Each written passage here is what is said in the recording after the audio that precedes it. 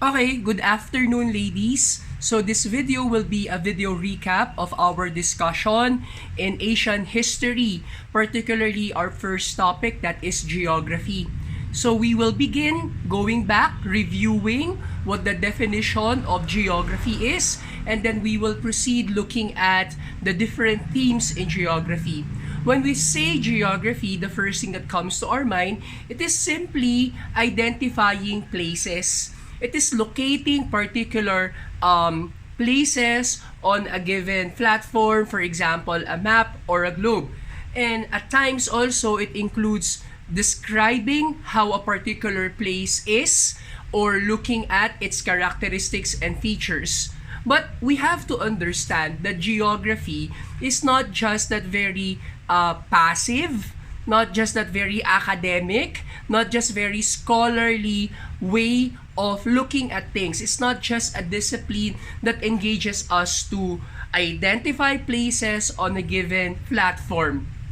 Rather, as we discussed it, geography is something very practical, very functional, very useful in our daily lives. Now, when we search the internet about the definition of geography, very simply we will be led to a very simple definition of what geography is. It is the study of places. And if we look further, this study of places, once elaborated, will also include looking at the features, looking at the distinguishing characteristics of a given place. But when we talk about study, geography as a study, it is not just technically, as I said, identifying places, locating places, or having that skill of being able to specify the characteristics of a given place. When we talk about study, it is not just an event that is led by or is pushed by or motivated by emotions or caprices or whims. When we say or when we talk about a study, it is primarily procedural. It is primarily methodic. Okay? When we say procedural or methodic, it is something structured. We follow a particular procedure in order for it to be consistent or to be coherent. So whenever we conduct a study on geography, whatever the circumstances may be, as long as the conditions are the same, we will always be led to the same realization, to the same conclusion, to the same result. And that makes the study scientific. Okay? It's not just something that is based on hearsay or gossip. So, when we say geography as a study, it is a study that is technically based on reason. We use our minds to look at interconnections. We'll use our reason in order to look at implications of how a thing is, or given these conditions for a certain thing, what will be the most likely consequences for it. And also, we will be able to identify the kinds of relationships, the kinds of interactions created from the setup, and the impact it makes on people. Okay? So, again, let me just repeat that. Geography is not just academic. It is also functional.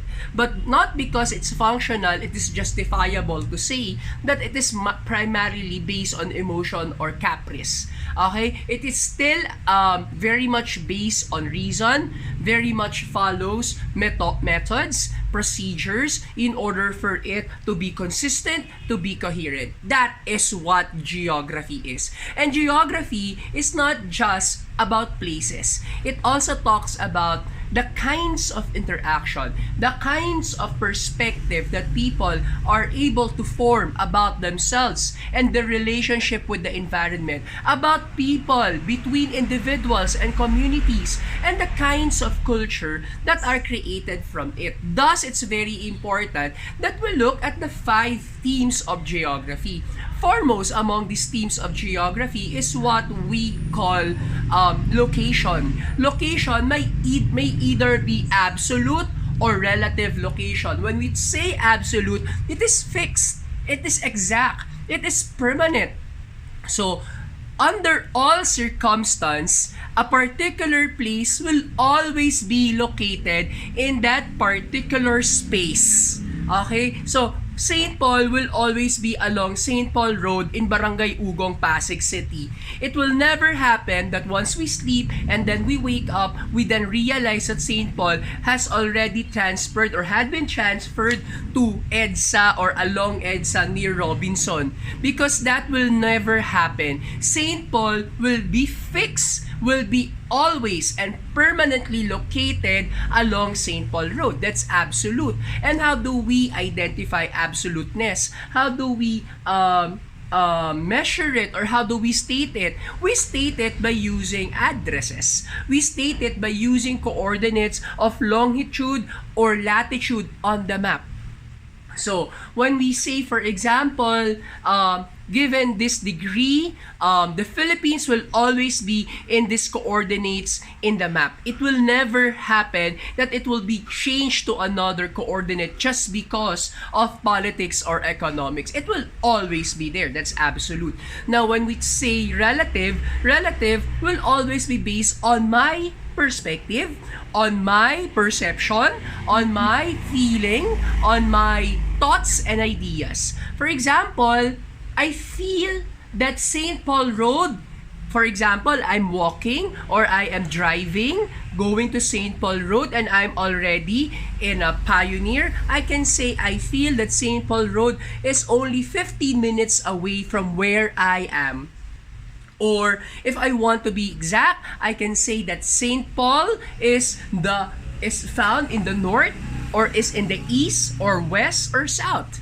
Or I can say St. Paul Road, St. Paul College Pasig, from where I am today, where I am now, that's in Guadalupe, I can say it's around 3 to 3.5 kilometers, or that would be around 2.5 to 3 miles. Or I can use also, my house is around 45 minutes away from St. Paul if I walk, or 20 minutes away if I take a cab.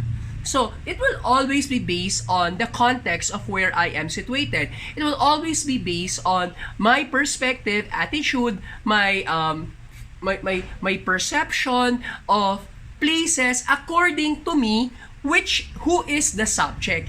Okay? I am the one giving sense. I am the one giving meaning to all these particularities. Okay? That's the first theme. Location. Number 2, we talk about place. And place is the givenness of a given of a location, of a site, of an area. It can either be of two things. Number 1, it can be a natural place. When we say natural, what is the place naturally made up of or composed of? Or are there mountains? Are there rivers?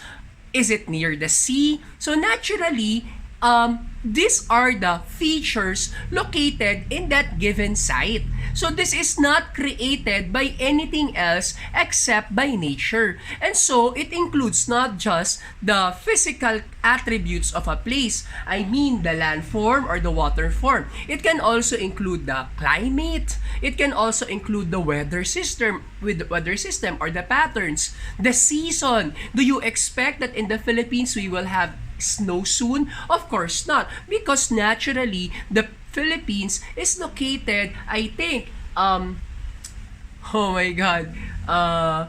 near the equator, and because of that, it will not be possible in the near future, even if there's climate change, to have a snowfall in the country. We will experience a low temperature, but we will never experience, I think, even in our own lifetime or in the future, snow here in this country. Or if ever there will be snow in this country, that will be extraordinary. Now, aside from the natural place, there are there is what we call the human place. And what is the human place? That is how humans manipulate the place where they are situated. That is when they build edifices, that is when they build infrastructures, that is when they build buildings, houses, bridges, and all other construction that are meant to make them live comfortably and conveniently in a given place. So when we talk about human place, it's not just the physical infrastructure. It is not just about the edifices. It also talks about human interaction, human businesses, human culture. So how do people interact? How do people interconnect with one another? So that means the human place. That refers to the human place. Now, the third is region. When we say region, there are places that are lumped together. They are put in together because of commonality. Why are they common? Because they are near each other. So it means proximity. They are proximate to one another. And because they are near to one another, there is a high tendency that they share something in common. And what are these things? Physical attributes, weather system, weather problems, environmental problems or issues or conflicts. Or it can also be about sharing the same history, sharing the same experience, sharing the same culture, which many of us will be able to identify by looking at language. Okay, so region is simplifying for us how different places may have something in common. And because they have something in common, we will be able to understand why people in those places, despite being different, act the same, react the same. Okay? Now, number 4 theme of geography is human interaction with the environment. Why do people or how do people interact with the environment? Technically, we can summarize the reasons why people interact with the environment because we can summarize the reason why humans interact with the environment by stating it's all because of power. And what is power? Power is having control of all these resources in order for me to be able to realize a goal, an interest, a purpose, a direction. Okay, so meaning I manipulate the environment, I make use of the environment, I transform it in order for me perhaps to live comfortably, in order for me to be able to achieve a goal or an agenda. Okay, and finally, number 5 theme of geography, that is movement. Meaning, people will always be moving according to what they require. And this movement will ultimately affect how the environment is altered, how the environment is transformed. And this movement can also create culture, okay? And also create concrete changes in how people interact, interchange ideas, attitudes, problems, or how do they look at particular conflicts that they are confronted with. So this 5 themes summarizes the very important idea of what geography is. Geography technically is not just identifying places. It is technically looking at the very social idea of man as being for others, as man as being immersed in society. And because of that, man as immersed in society, there is value looking at where he is situated in order for us to understand why he acts the way he does. Okay, that's it. Bye, ladies. Good. I'll see you again next week.